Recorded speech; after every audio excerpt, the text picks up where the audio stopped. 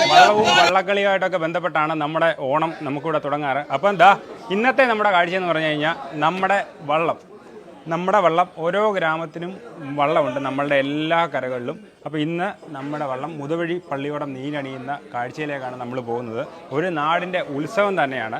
രാവിലെ ഗ്രാമദേവനെ തൊഴുതു കുമ്പിട്ട് അവിടുന്ന് അനുഗ്രഹം വാങ്ങിയതിന് ശേഷമാണ് നമ്മൾ വള്ളപ്പുരയിലേക്ക് എത്തുക.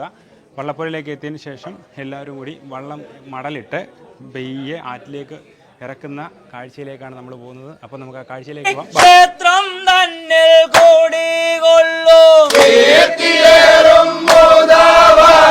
ക്ഷേത്രം തന്നിൽ കൂടികൊള്ളും കീർത്തിയേറും മോദവാഴി ക്ഷേത്രം തന്നിൽ കൂടികൊള്ളും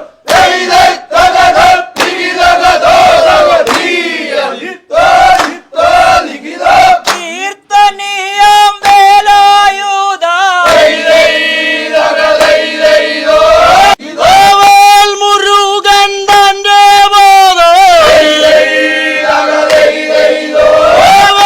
മുരുകൻ തന്റെ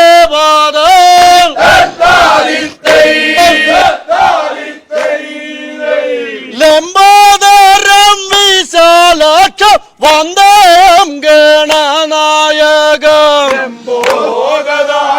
നിന്റെ പാദം കൈവാണങ്ങുന്നേ